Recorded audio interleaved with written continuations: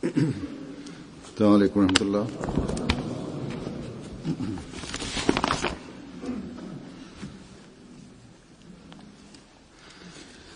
أشهد أن لا إله إلا الله وحده لا شريك له وأشهد أن محمدا عبده ورسوله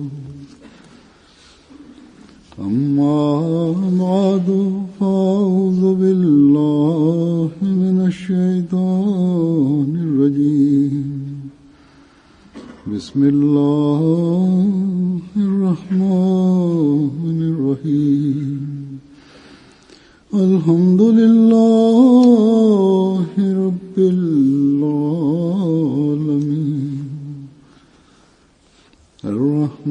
الرحمن الرحيم مالك يوم الدين إياك نعبد وإياك نستعين اهدنا الصراط المستقيم صراط الذين أنعمت عليهم غير المغضوب عليهم ولا الضالين.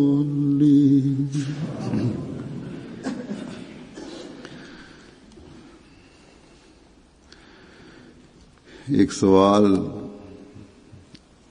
आजकल shu kunlarda ko'plab berilayotgan bir savol borki, u xosatan yosh yigitlarga va ummatan jamiyat a'zolariga berilmoqda.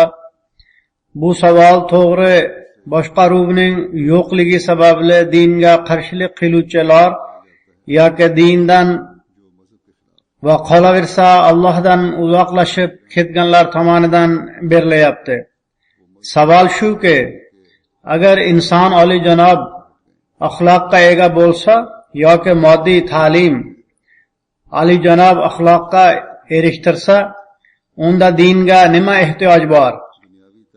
Chunki din ham sizlarga axloqni o'rgatadi deb da'vo qiladi.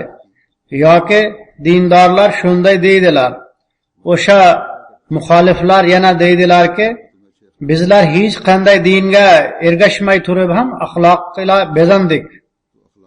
Hatto aksariyat moddiy kishilarning axloqlari dindorlardan ancha yaxshidir deb aytiladi.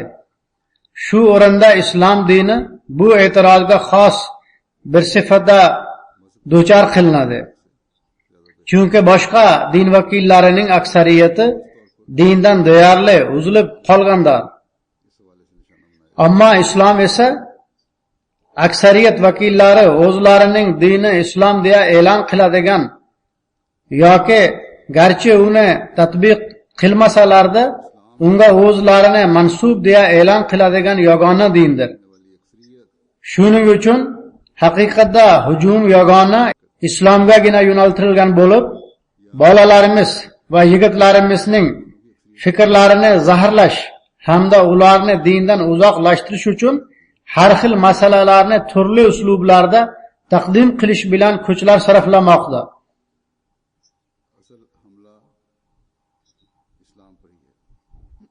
G'arb davlatlaridagi ta'lim dasturi ko'pincha izlanishga e'tiborni qaratgan bo'lib, bu yaxshidir. Lekin ta'limning uslubi ham to'g'ri bo'lishi kerak. Har holda o'smir yigit qizlar o'z ota-onalari yoki kattalariga o'zlarining savollariga javob izlash uchun murojaat qilganlarida ota-onalar yo iqtisodiy va ijtimoiy zaruratlar bilan mashg'ulliklari sababli unga javob berishga vaqt topa olmaydilar. yoki ilmlari bo'lmaganidan ularning savollariga javob berish o'rniga odatda dalilsiz ularning og'zini yumishga harakat qiladilar. Natijada o'smir bolalar din, hattoki islom bo'lsa ham o'zini haq deydi va barcha masala va muomalalarga yechim taqdim qiladi deya iddao qiladi. Lekin hozirgi asrda amaliy yechimlar taqdim qilmaydi deb o'ylaydilar. Shuningdek, kattalarning amallari bolalarga berilayotgan ta'limga zid keladi. Shunday qilib bolalar ta'limga quloq tutishlari uchun vaqtincha jim bo'lishga majbur qilinadi. Lekin erkinlikka ega bo'lishgach dindan uzoqlashadilar va ularni dindan uzoqlashtiruvchilarning tuzog'iga tushib qoladilar.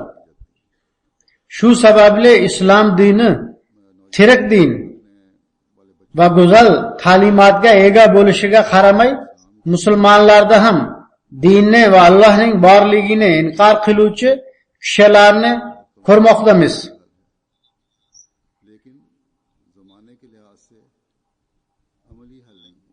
Shunday bir sharoitda har birimiz qanday qilib o'zimiz dinga amal qilishga va kelgusi avlodning ham chorasini ko'rishga qattiq muhtojmiz. Shubhasiz islom dini komil din bo'lib, turli muomalalarga yechimlar taqdim qiladi va Qur'oni Karim komil kitob bo'lib, Nabiy sallallohu alayhi vasallam unga amal qilishning komil namunasini bizlarga taqdim qilganlar. O'sha namuna sahobalarning hayotlarida tub o'zgarish paydo qilgan edi. Sahobalar din va axloqni ham tushungandilar. Balki moddiy taraqqiyotga ham erishgandilar. Lekin shu bilan birga har bir narsani o'z o'rniga qo'ya olishga ham erishdilar. Ya'ni din va axloqning o'rinlari qayerda? Moddiy taraqqiyot nima? Demak, yigit va o'smirlarimiz, xosatan kattalar ham, chunki kelgusi avlodning chorasini ko'rish mas'uliyati ularga tushadi. Barchalari esda tutsinlarki, axloqni isloh qilish moddiy taraqqiyot va din o'rtalaridagi aloqani tushunib olmog'imiz va so'ng shunga ko'ra yashamog'imiz kerak. Agar kattalar shu masalani tushunib olsalar, kelgusi avlodning ham chora tadbirlarini ko'rishlari mumkin bo'ladi. Yoshlar shu masalani tushunib olsalar, ana o'shanda ularga diniy va moddiy taraqqiyot yo'llari ochiladi va ularga islom ta'limotining go'zalligi hamda islomga qarshi gapiradiganlarning yolg'onchi ekanliklari ma'lum bo'ladi. Hozirgi asrda xudosizlar va din muxoliflari tomonidan tobora kuchli tarqatilayotgan bu masala yangi emas. Shu kabi savollar ahyon-ahyonda avvalgi zamonlarda ham berilar edi. Dinga e'tiroz qiluvchilar unga hujum qilish uchun doimo shu masala va shunga o'xshash ishlarni o'rtaga tashlab kelganlar. Chunki ular hech ham dinni to'g'ri jihatdan tushunishga urinib ko'rmaganlar. O'zlarini din ulamolari deb iddao qiluvchilar esa o'zlari ixtiro qilgan yoki bu dinni tushunmay turib taqdim qilgan yechimlari bilan ziyolilar tabaqasini yanada qiyin holga tushirdilar. Alloh taolo shu masalalarning mushkulotlarini ketkazish uchun bu asrda bizlarga Masih Maud alayhisalomni yuborish bilan fazlu karim ko'rsatdi. Hazrat alayhissalom bizlarda o'sha masalalarni fahmlash qudratini paydo qildilar va natijada shu masalalarni tushunish va ularni yechish bizlarga oson qilindi. Bir kuni Janobimiz Muslih Maud radhiyallohu anhu shu borada xutba qildilar va unda axloqni isloh qilish bilan moddiy va diniy taraqqiyot o'rtasidagi aloqani hamda islom dinining unga nisbatan nuqta nazarini qanday qilib Nabiy sallallohu alayhi vasallam o'zlarining namunalari va amallari orqali uning haqiqatini bayon qilganlarini aytib berdilar. Aytganimdek, Hazrat radhiyallohu anhu buni xutbada aytib bergandilar va qisqacha qilib sharh bergandilar. Bugun shu mavzuni o'sha xutbadan foydalangan holda sizlarga taqdim qilaman. Biz dunyo ahliga haqiqat ila aytamizki, islom dini Alloh taolo tomonidan insoniy tabiatga butkul muvofiq holda yuborilgan dindir. Hazrat Muslih Maud radhiyallohu anhu islomning fitrat dini ekanligini e'tiborga olgan holda deydilar: din, axloq va insonning jasadiga aloqador ehtiyojlari shundayin mushtarak va o'zaro aloqadorki, ularni bir-biridan ajratib bo'lmaydi. Shunga ko'ra dinga ishonadigan kishi uni axloqdan ajrata olmaydi. Shuningdek, din uni dunyodan behojat qilib qo'ydi va shu sababli dunyoga ehtiyoji yo'q ham deb bo'lmaydi. Chunki agar hech narsaga ehtiyoji qolmadi deb fikr qilsa, insonning moddiy taraqqiyoti to'xtab qoladi. Shuning uchun bularning barchasi, ya'ni din, axloq va moddiy taraqqiyot o'zaro bog'liqdir. Shunga qaramay, ularda farqlar ham bor. Dinga ishonmaydiganlar chiroyli axloq va moddiy taraqqiyot insonning ehtiyojlaridan degan dalil keltiradilar. Lekin haqiqiy musulmon esa bu yerda dinga ham ehtiyoj bor. Chunki u Allohga olib boruvchi yo'lni ko'rsatadi, deydilar. Ikki xil fikr o'rtasidagi farq mana shudir. Bu narsalarga qanday qaraymiz va ular o'rtasidagi aloqani qanday ko'rsatamiz? Boshqa dinlarga kelsak, ular o'liqdir. Faqat islom dinigina ular o'rtasidagi aloqani ko'rsata oladi. Lekin aksariyat musulmonlar o'z gumonlaricha dinni axloqiy va moddiy ishlarga xato uslubda bog'ladilar va unga ko'p mubolag'a qildilar. Buning natijasida dinni go'zal suratda taqdim qilish orqali odamlarni unga jalb qilish o'rniga ularni dindan uzoqlashishiga sabab bo'lmoqdalar. Bu esa ularning dinning haqiqatini tushunmasligidandir. Odatda mullalar namoz va ro'zadan tashqari biror hayit ta'sis qilish va majlis tashkil qilish kabi moddiy ehtiyojlar ham islomdandir. Kimki ularda ishtirok qilmasa kofir va murtaddir, deydilar. Hozirgi asrda islom olamida ko'rib turgan narsamiz shudir. So'ng bu ish kengayib borib, barcha narsani qamrab oladi. Masala kufr va murtadlik ila ayblash doirasidan chiqib, urush alangasiga o'tib ketadi.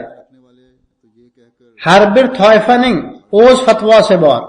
Shu sababli o'z axloqlari yoki o'zlari to'qib chiqargan qonunlari ustida barpo qilingan islomni tatbiq qilib, turli mutaassib guruhlar qatl va qon to'kish bilan mashg'ul bo'ladilar.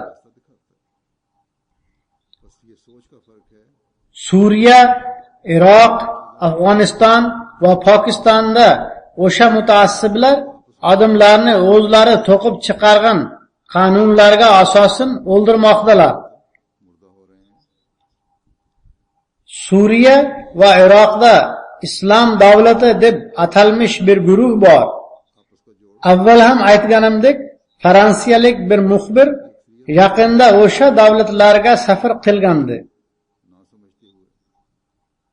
U yerda u ba'zi bir narsalar va ularning qonunlari o'zining islom ta'limotlari haqidagi tushunchasi va Qur'on hamda hadisdan o'qiganlariga muvofiq kelmasligini ko'rdi.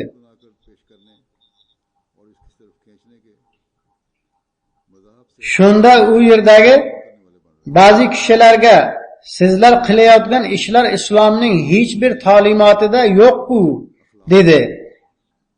Shunda muxbir bilan uchrashgan o'sha islomiy davlat deb atalmish guruhning xizmatchilari yoki mas'ullari Qur'on va hadislar nima deyishini bilmaymiz, lekin bu bizlar amal qiladigan qonunlarimizdir deya javob berishdi. Ular islom ta'limotini ana shunday qilib buzganlar. Yamanda bo'layotgan voqealarning sababi ular o'zlari chiqarayotgan fatvolarga din ismini berib, so'ng begunoh kishilar ustiga bomba tashlaydilar. Albatta, u yerda jang qiluvchi har ikki tomon ham xato qilyapti. Lekin bu muammoning yechimi begunoh kishilarni asossiz o'ldirish emas. Agar mavzuga chuqurroq kirishsak, islom tarixidan ko'rinib turganidek va hozirgacha joriy bo'lib turgan narsa, bir shayx o'ziga xos bir yo'l tuzadi va ikkinchi bir shayx esa o'ziga xos boshqa yo'l tuzadi. Ya'ni har bir shayx o'ziga xos bir yo'l o'ylab topadi. Shunday qilib islomning haqiqati o'zlari o'ylab topgan va amal qilayotgan islomlarida namoyon bo'lib kelmoqda. Natijada aksariyat musulmonlar o'sha shayxlar va fatvo sohiblariga ergashuvlari sababli islomdan uzoqlashib qoldilar. Ruhaniyat va islom nomlari ila yana nimalar sodir bo'lishi noma'lumdir. Buning muqobilida esa Yevropa kabi rivojlangan davlatlarda dindan uzoq kishilar bor, lekin ular ruhoniy va axloqiy ishlarni moddiy dunyoning bir qismiga aylantirish uchun harakat qiladilar. Ular ilhom ustida fikr qilsalar, uni insonning amalidan deydilar. Agar axloq ustida fikr qilsalar, buni dunyoviy manfaat yuzasidan qiladilar.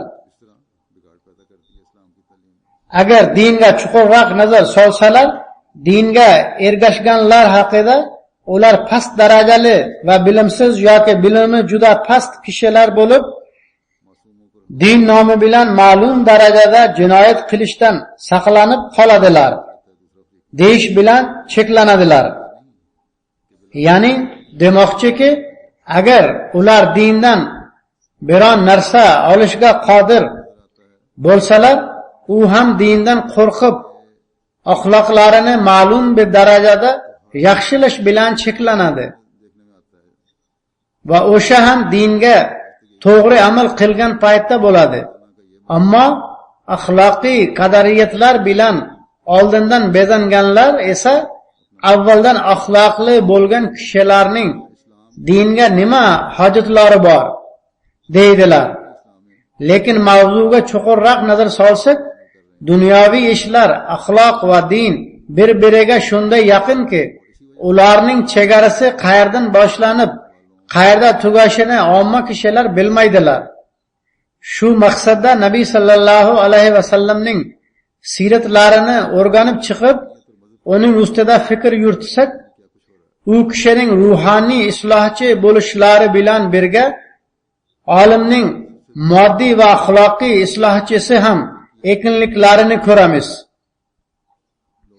U kishining pokiza hayotlari shu ishlarning barchasini o'z ichiga olgan. Masalan, payg'ambar sallallohu alayhi vasallam bir tomondan duo ibodatning mag'zidir desalar, ikkinchi tomondan ruhaniyatni kamal toptirishiga diqqatni jalb qiladilar. Ish faqat namozni ado qilish bilan tugaydi deb o'ylash to'g'ri emas, balki uning turli darajalarini bosib o'tish va ruhaniyatda taraqqiy topish ham zarurdir. Duo jihatidan banda va Rabbisi o'rtasidagi aloqa bola va onasi o'rtasidagi aloqadek. Duo qiluvchi kishi duo qilinuvchi unga yordam berishiga ishonchi komil bo'lsagina duo qiladi. Ma'lumki, kishi dushmanidan yordam so'ramaydi. Duo qilganimizda yoki duo qilmoqchi bo'lganimizda holatimiz qandoq bo'lishi kerak? Junobimiz Muslih Maud roziyallohu anhu duomiz 3 turli xususiyatga ega bo'lishi kerakligini aytadilar. Birinchidan, kishi duosi ijobat bo'lishiga chin yurakdan ishonmog'i kerak. Ikkinchidan, duo qiluvchi kishi duo qilinguvchining unga yordam berishiga qodir ekanligiga ishonchi komil bo'lmog'i kerak. Uchinchidan esa insonda uni barcha boshqa tomonlardan Allohga qarab yoki o'zi yaxshi ko'rgan zotga qarab undavchi tabiiy rag'batning bo'lishidir. Birinchi va ikkinchi ishlar aqlning taqozosi ila bino qilinadi. Chunki agar kishi duo qilayotgan zotining uni eshitishga va unga yordam berishga qodirligiga ishonchi komil bo'lmasa, undan yordam so'rash ahmoqlikdir va duosi aslida bekorchi ish bo'ladi. Uchinchi ish, kishini barcha tomonlardan qaytarib, uning suyuklisi tomon undaydigan tabiiy rag'batdir. Shuning uchun oldin aytganimdek, bunga bola va ona misoli to'g'ri keladi. Bolaning onasi bilan bo'lgan aloqasi tabiiy aloqadir. Onasi yordamga qodir bo'lsa-da ya bo'lmasa-da, bolasi uni doim yordamga chaqiraveradi. Hattoki bola g'arq bo'layotib, onasi uning yaqinida bo'lsa va uning suza olmasligini bilsa-da, faqat onasiga murojaat qiladi. Bu ehtirosli aloqadir. Nabiy sallallohu alayhi va sallam shu mavzuga ishora qilib, duo ibodatning mag'zidir dedilar. Ya'ni kishining iymoni duosiz kamal topmaydi. Demak, payg'ambar sallallohu alayhi va sallam bandaning Rabbisi bilan aloqasini bolaning onasi bilan bo'lgan aloqasiga o'xshatdilar. Ya'ni faqat ungagina talpinib, undan boshqasiga e'tibor qilmaslik kerak. Ikkinchi masala axloqdir. Bu mavzuda Nabiy sallallohu alayhi va sallamning hayotlarida juda nozik bo'lgan shunday axloqiy ishlar va jihatlarni ko'ramizki, ularni tokim Nabiy sallallohu alayhi va sallamning hidoyati va yo'llaridan foydalanmasa, hatto chuqur nazarli kishi ham tushuna olmaydi. Masalan, u kishining o'z ayollari bilan bo'lgan chiroyli muomala va muhabbat izhor qilishlarini oling. E'tibor bering. Bu narsa oila muhitida baxt saodatni taratish uchun juda zarurdir. Kishining o'z ayoli bilan chiroyli muomalasi axloqning ibtidoiy talablaridandir.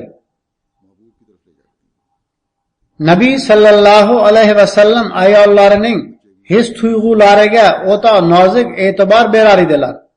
Hattoki biron ayollari biron idishdan suv ichsa, so'ng Nabiy sallallohu alayhi va sallam suv ichmoqchi bo'lsalar, lablarini o'sha ayollari suv ichgan joyiga qo'yar edilar.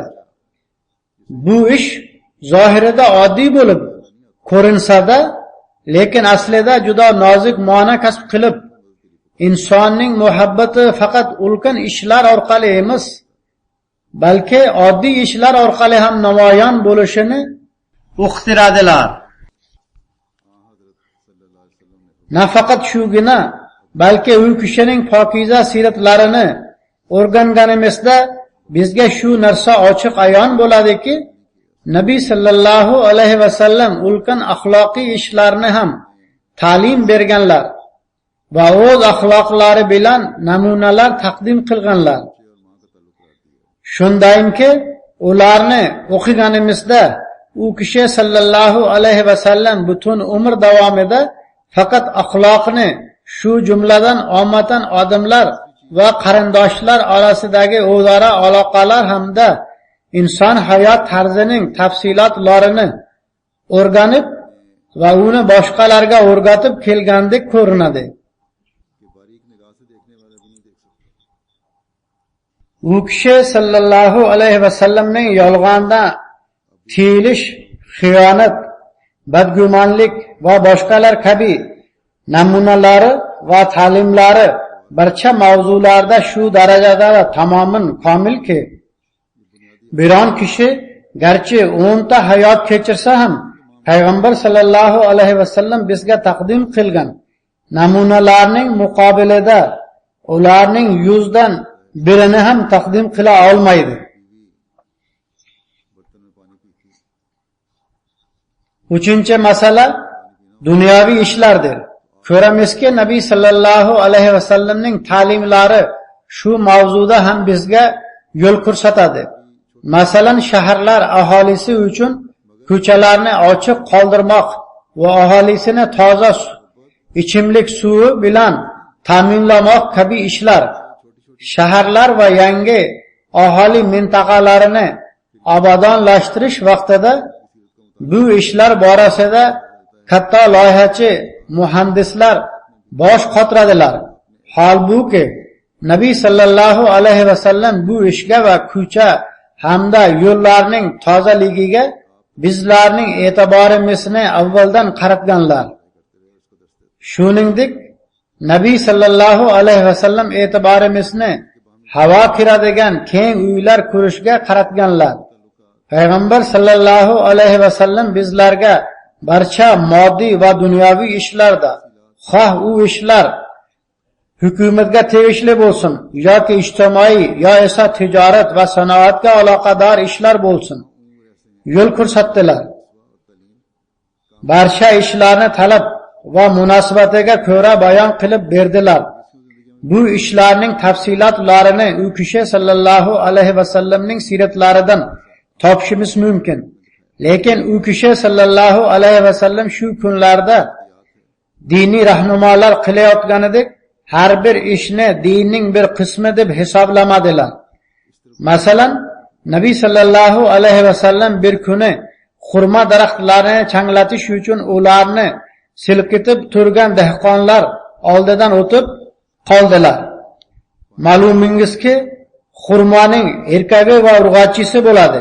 Shunda dedilar, shu ishni qilmasangiz yaxshi bo'lsa kerak, chunki bu ish shamol bilan amalga oshadi. Shunda ular bu ishni tark qildilar. Keyingi yilda esa hosildorligi kamaydi. Nabiy sallallohu alayhi vasallam buning sababi haqida ulardan so'raganlarida, ular sababi sizning changlatishdan man qilganingizdir dedilar. Shunda payg'ambar sallallohu alayhi vasallam, men bunga buyurmadim, balki sizlar dunyo ishlaringizni yaxshiroq bilguvchisiz dedilar. Muslih Maud radhiyallohu anhu deydilar, bu yerda Nabiy sallallohu alayhi vasallam go'yo moddiy ishlarni din ishlaridan ajratayotganlari ma'lum bo'layapti. Shu kishi shu ishni qilmasangiz yaxshi bo'lsa kerak degan jumlani ham aytgan Rasul sallallohu alayhi vasallamning tillari edi va shu tilning o'zi Allohning ahkomlarini ham aytardi. Shu til Allohning payg'ambarining tili bo'lishiga qaramay moddiy ishlarni moddiy deb e'tibor qildi va sizlar dunyo ishlaringizni yaxshiroq bilguvchisiz dedi. Lekin aksincha, bugungi kunlardagi mullalarning og'zidan noloyiq so'z chiqib qolsa va uni birov inkor qilsa, unga qarshi uni kofir, dindan chiqqan va murtad deya fatvolar chiqariladi. Boshqa tomondan esa g'arbiy qavmlar yoki o'zlarini madaniyatli qavmlar deb ataydiganlar dinga iymon keltirishga zarurat yo'q demoqdalar va na din va na axloqni hurmat qilmay, aksincha hamma narsani moddiy deb e'tibor qilayotganlarini ko'ryapmiz. Muslih Maud radhiyallohu anhu deydilar, shu asrda ularning faylasuflari dedi, savol Allohning borliqni qanday yaratgani haqida emas, balki savol inson qanday qilib Allohni yaratganida. Nauzubillah min zalik. O'shalar Alloh haqidagi savol insoniyatning taraqqiy topishi natijasida paydo bo'lgan va agar Allohning borligi haqiqat bo'lsa, unda u insonning aqliy rivojlanishining oxirgi halqasi deb o'ylaydilar. Ularning fikricha inson o'zi uchun eng oliy namuna izlashini xohladi. Vaqtiki uni odamlardan topolmagach, xayolida bir surat chizdi va uni odamlar doirasidan chiqardi. Bu suratni chizishda birinchi urinishi yaxshi chiqmadi, lekin har safar mavzuga ko'proq kira borib, taraqqiy topa boshladi va oxirida komil surat paydo qildi va uni Alloh deb nomladi. Muslih Maud radhiyallohu anhu deydilar, shunday qilib ular Alloh taolani ham moddaga aylantirishdi. Hozirgi asr faylasuflari o'zlari yasagan bir iloh tutdilar. Ularning ko'plari unga iymon ham keltiradilar. So'ng ulardan keyin kelib o'zlarini ko'proq madaniyatli deb ataganlar bu moddiy ilohdan asta-sekin uzoqlasha boshladilar. Hozirgi kundagi faylasuflar ham Alloh insonning o'zi to'qib chiqargan narsa deb o'ylab xudosizlikka moyil bo'ldilar. Balki g'arb davlatlarining aksariyat aholisi ilm va aqlning nuri nomidan Allohning borligini inkor qiladilar va axloq hamda moddiy taraqqiyotni barcha narsa deb hisoblaydilar. Bugungi mullalar o'sha xudosizlarning fikrlarini dinning bir qismi deb ularning nazariyalarini qo'llamoqdalar va natijada nodonlikni tarqatmoqdalar. Agar mavzuga ana shu tomondan nazar solsak, bugungi ulamolarni ham xato qilayotganlarini ko'ramiz. Shuningdek, dinni moddiy ish deb uni inkor qiluvchilar ham xato qilmoqdalar. Biz Ahmadiylar baxtiyormiz, chunki Alloh taolo Masih Maud alayhissalomni yubordi va bizlarni bu ishlarning barchasidan qutqazdilar. Va agar haqiqiy ma'rifatni xohlasangizlar, Nabiy sallallohu alayhi va sallamga boqinglar dedilar. Nabiy sallallohu alayhi va sallam esa barcha narsaga adolat qilishni va ularning haqqini ado qilishni bizlarga vasiyat qildilar. Va mana shu haqiqiy dindir. Payg'ambar sallallohu alayhi va sallam dedilar, shubhasiz ibodat zarur narsadir, balki u juda zarurdir. Chunki u insonning yaratilish g'oyasidir. Lekin shu bilan birga sening ustingda o'zingning, ayolingning va qo'shningning haqqi ham bor. Shu ishning bajarilishi uchun 3 turli vositani ishlatish zarurdir. Birinchi narsa duo va Allohga itoat qilish hamda ibodatdir. Ikkinchisi nafsni boshqarish va uni sarkashlikdan tiymoq hamda insoniy nafs ilmida fikr qilmoqdir. Uchinchisi amal va mehnatda omonatdor bo'lmoq, ilmlarni o'rganmoq va dunyoviy madaniyatga erishmoq. Masalaga chuqurroq yondashsak, duo va Alloh bilan aloqa paydo qilmoq nafsning haqqini ado qilish uchun zarurdir. Ehtiroslar ustidan g'alaba qozonish zarurdir. Chunki ehtiroslar ba'zida tizginidan chiqib qolsa, insonni o'z huquqlaridan mahrum qiladi yoki uni zulmga undaydi.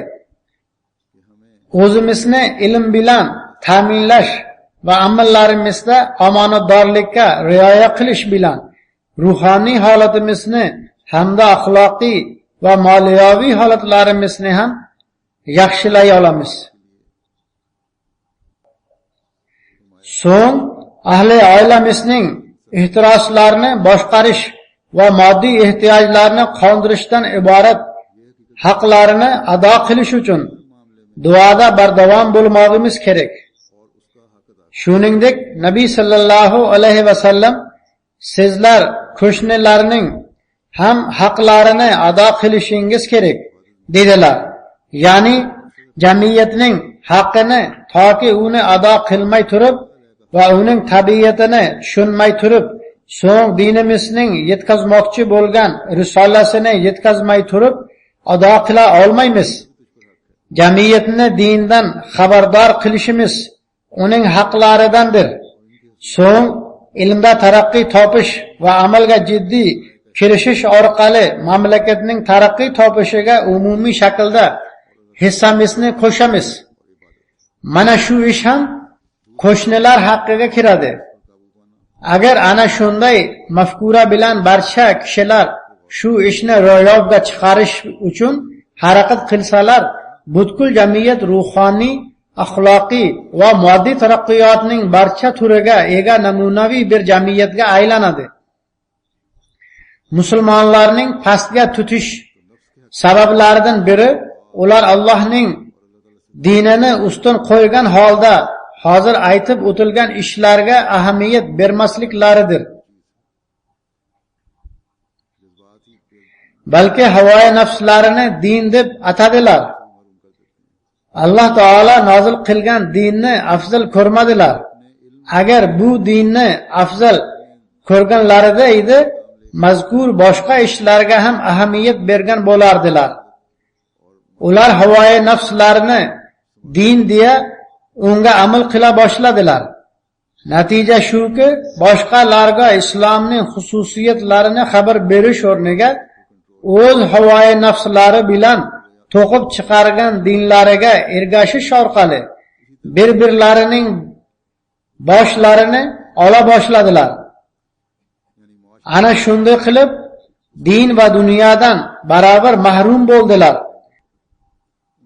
va barcha muomalalarida dunyo ahli oldida qo'l cho'zadigan bo'ldilar. Islom olamida bugun ko'rib turgan narsamiz shudir. To'g'ri, g'arbiy qavmlar dinni dunyoga tobe qildilar va din ularning nazdida hech bir qiymatga ega emas, balki dunyoni barcha narsa deb hisobladilar. Shunga qaramay, ular loaqal dunyoga erishdilar. Shubhasiz, ular to'g'ri yo'ldan adashdilar, lekin ular xato qilsalarda o'zlari xohlagan maqsadlariga erishdilar. Ammo musulmonlar bo'lsalar din va dunyodan mahrum bo'ldilar. Nima bo'lganda ham Alloh taolo Masih Maud alayhisalomni ana shunday ikki toifa odamlarni isloh qilish uchun yubordi. Alloh taolo o'z farmonbardorlarini ana shu kabi sharoitlarda yuboradi va ular to'g'ri yo'lni ko'rsatadilar hamda dinni, axloqni va dunyoni o'z joyiga qo'yadilar. Ular zohirda ruhoniy risola ila keladilar, lekin mazkur uch ish oralarida mustahkam aloqa mavjud. Ruhaniyatning kamol topishi axloqni tuzatishni o'z ichiga olishi kerak. Axloqni muhofaza qilish esa moddiy ishlarni tuzatishni o'z ichiga oladi. Lekin kimning dunyoviy ishlari salomat bo'lsa, u hamma narsaga erishdi degani emas. Shuningdek, kimiki dunyoviy taraqqiyotga ega bo'lsa, uning axloqi ham salomat bo'ladi degani emas. Kimning axloqi salomat bo'lsa, uning dini ham to'g'ri degani emas. Bunga sabab Alloh taolo insonning o'ziga qaytishini xohlaydi va bu uning yaratilish g'oyasidir. Shuning uchun Alloh taolo axloqning salomatligi va moddiy taraqqiyotni dinga tobe qildi. Bu esa inson nimaga harakat qilsa, o'z-o'zidan unga yetmog'i uchundir. Alloh taolo komil mo'min barcha taraqqiyot turlariga yetadi deydi. Ammo faqat dunyo g'amida bo'lsa, ammo faqat dunyo g'amida bo'lganlar esa Alloh taolo ular haqida allazina zalla sa'yuhum fil hayatid dunya, barcha sa'y harakatlari dunyoviy hayotning talabidagina yo'qolib ketgan kimsalar deydi. Ya'ni ularning barcha harakatlari hayoti dunyoga erishmoq uchun zoya bo'ladi. Muslih Maud radhiyallohu anhu bunga misol keltiradilar. Kimki ruhaniyatni qabul qilsa, ya'ni yuqoridan pastga kelsa, pilla poya topadi. Ammo kimki pastdan yuqoriga ko'tarilsa, uning pilla poyasi yo'qdir. Bundan isbot bo'ladiki, dunyoda shu 3 ishni amalga oshirish uchun turli vositalar mavjud. Lekin bu 3 ishning barchasiga erishtirguvchi bir vosita borki, u ham bo'lsa Alloh taolo bilan komil aloqada bo'lmoqdir. Axloqni tarbiya qilish uchun harakat qilib inson axloqiy taraqqiyotga erishadi. Shuningdek moddiy ishlarni kasb qilish bilan moddiy taraqqiyotga erishadi. Lekin bu ishlarning har biri uchun qilingan harakat o'z doirasi bilan cheklangan bo'ladi. Ammo ruhoniy holatini yaxshilagan kishi esa 3 ishning barchasiga erishadi. Sahobalar ko'chalarni ochib qo'yish yoki tozalik va boshqa moddiy ishlarga ahamiyat berish uchun bayt qilmadilar. Balki Allohdan boshqa iloh yo'q va Muhammad uning payg'ambari deb guvohlik berish uchun bayt qildilar. Bu narsa ularning axloqlarini tarbiyalanishiga yordam berar edi va axloqlari yaxshilanishi bilan dunyoga ham erishar edilar. Ular sodiqlikda shunday darajaga erishdilarki, hatto sodiqlik namunasiga aylandilar. Ular shunday omonatdor edilarki, dunyo ahli o'z tijoratlarini ularning quliga qo'rqmay topshirib qo'yar edi. Qo'l ostidagilariga shunday adolat qilar edilarki, odamlar ularga musulmonlar hokim bo'lishini xohlar edilar. Hazrat Umar radhiyallohu anhu davrlarida ko'p sonli Rum qo'shinlari qarshisida qarshilik ko'rsatishga qodir bo'la olmasliklari sababli musulmonlar Shom shahridan chiqishga majbur bo'ldilar.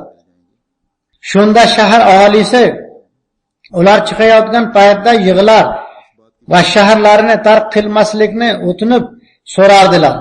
Hamda ularga yordam berishlarini va ular bilan birga dushman bilan jang qilishlarini aytar edilar. Shom ahli masihiy bo'lsalarda va rumliklar ham masihiy bo'lishiga qaramay, musulmonlarning chiroyli axloqlari va boshqaruvlari ular diniy birodarlari bo'lmish rumliklarga qarshi musulmonlarga yordam berishga tayyor edilar. Podshohlik moddiy narsa bo'lsa-da, biroq musulmonlarning podshohliklari moddiy emas edi. Ular din tufayli hukmga erishgandilar va uni din ahkomlariga muvofiq boshqarar edilar. Shuning uchun o'sha yaxshiliklar va xususiyatlar ila bezandilar. Hatto qo'l ostilaridagi masihiylar ularning hukmlari va podshohliklari davom etishini xohlar edilar. Shubhasiz musulmonlar hukmga la ilaha illalloh Muhammadur Rasululloh deya guvohlik berishlari tufayli erishdilar.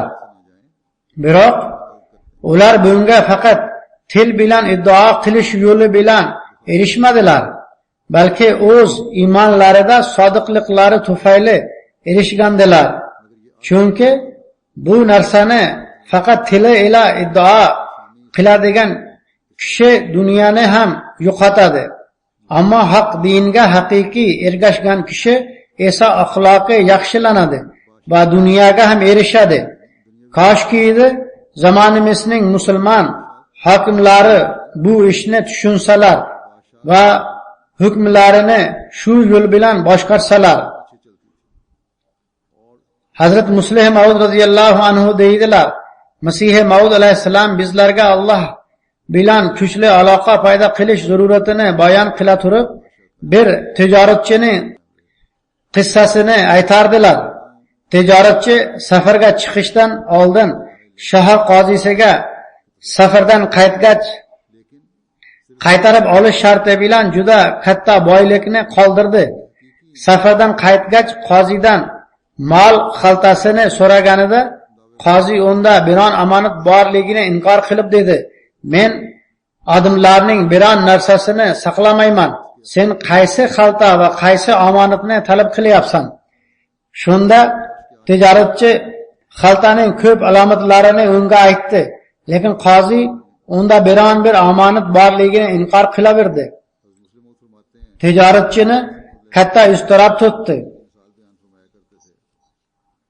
Oxiri unga ba'zilar aytdiki, podshoh falon kuni odamlarni qabul qilar ekan va har bir kishi unga shikoyatini yetkazishi mumkin ekan. Unga borib shikoyatingni yetkaz. U shunday qildi, lekin unda hech bir hujjat yo'q edi. Podshoh unga dedi: "Men qozini hujjatsiz jazolay olmayman." So'ngra podshoh unga bir hiyla o'rgatdi va dedi: "Yaqinda falon kuni shaharni aylangani chiqaman. Sen yo'lda qozining oldida qavmning meni kutib oluvchi kattalari orasida tur. Sening oldingdan o'tayotganimda sen bilan betakalluf gapiraman. Sen ham men bilan betakalluf, xuddi do'stlik va meni podshoh deya qo'rqmay gapirishing kerak. Shunda senga nega men bilan uzoq muddatdan buyon uchrashmaysan deyman. Sen menga men avvalo safarda edim, so'ng safardan qaytgach bir shaxsga qo'yib ketgan omonatimni olish uchun borgandim. Men hozirda u bilan husumatdaman, chunki u omonatni bermayapti. Undan omonatimni qaytarib olishga harakat qilyapman deb aytishing kerak. Shunda yoningda turgan qozi oldida senga aytaman: "Nega mening oldimga kelmaysan? Tokim seni bu muammangdan xalos qilay. Sen esa menga yaxshi, agar muammo hal bo'lmasa kelaman" deb ayt. Shunday qilib va'da qilingan kunda podshoh safarga chiqdi va tijoratchi podshoh aytgan ishni bajardi.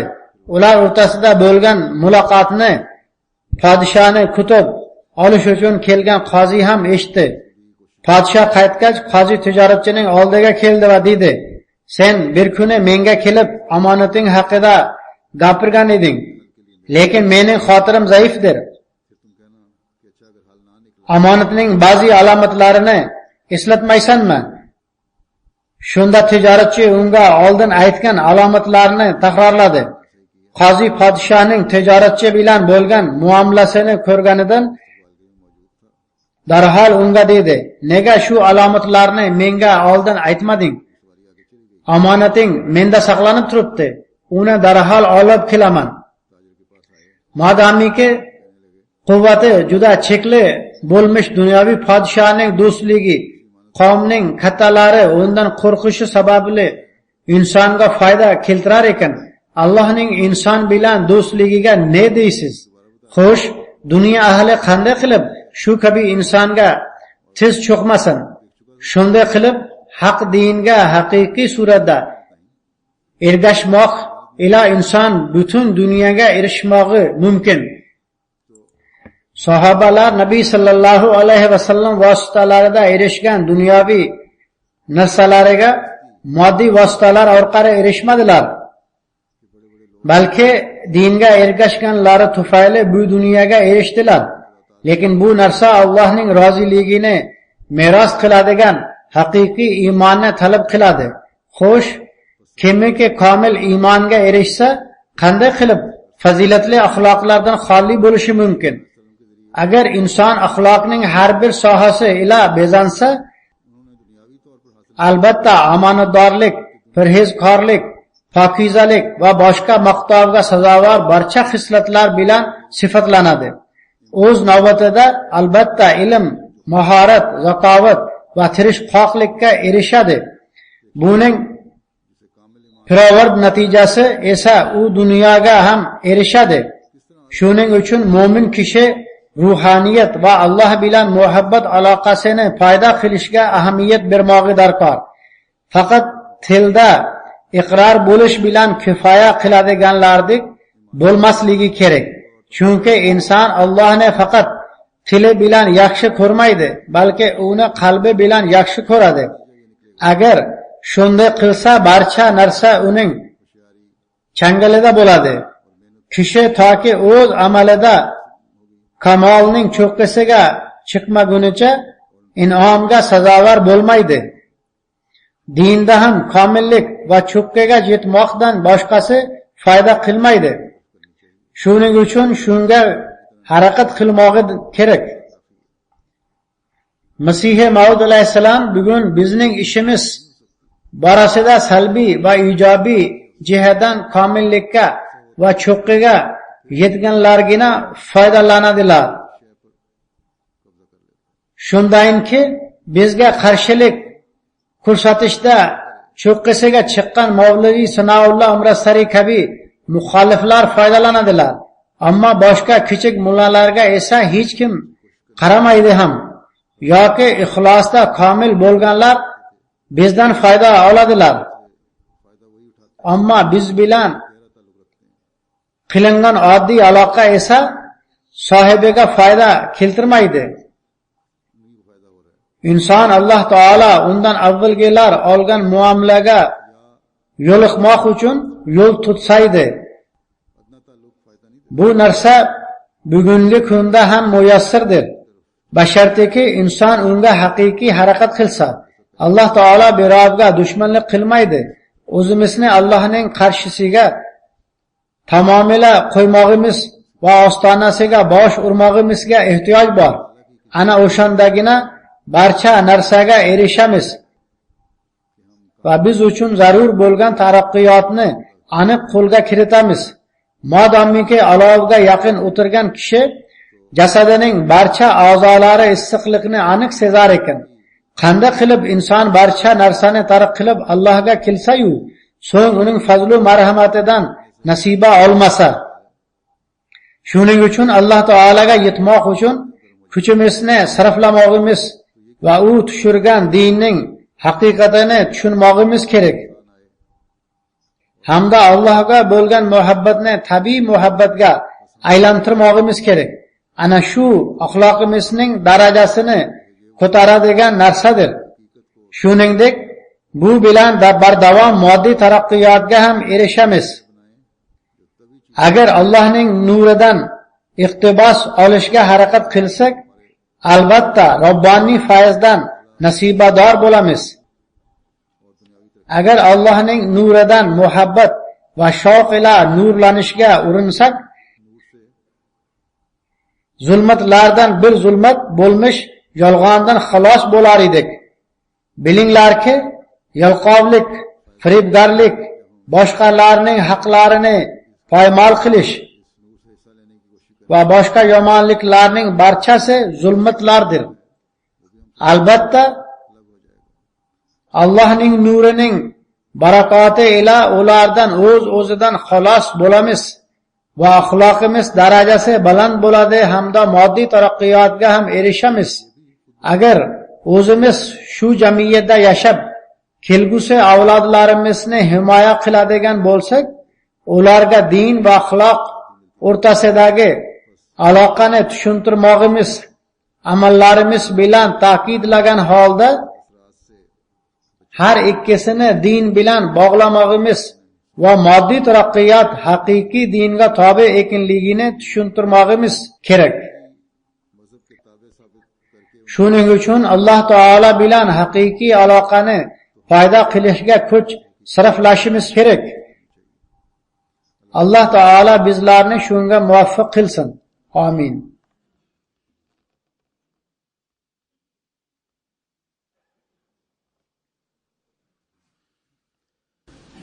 Alhamdulillah nahmaduhu wa nasta'inuhu wa nastaghfiruhu wa nu'minu bihi wa natawakkalu alayhi wa na'udhu billahi min shururi anfusina سيئات أعمالنا من يهده الله فلا مضل له ومن يضلل فلا هادي له ونشهد أن لا إله إلا الله ونشهد أن محمدا عبده ورسوله عباد الله رحمكم الله إن الله يأمر بالعدل والإحسان وإيتاء ذي القربى وينهى عن الفحشاء والمنكر والبغي يعظكم لعلكم تذكرون اذكروا الله يذكركم وادعوه يستجب لكم ولذكر الله أكبر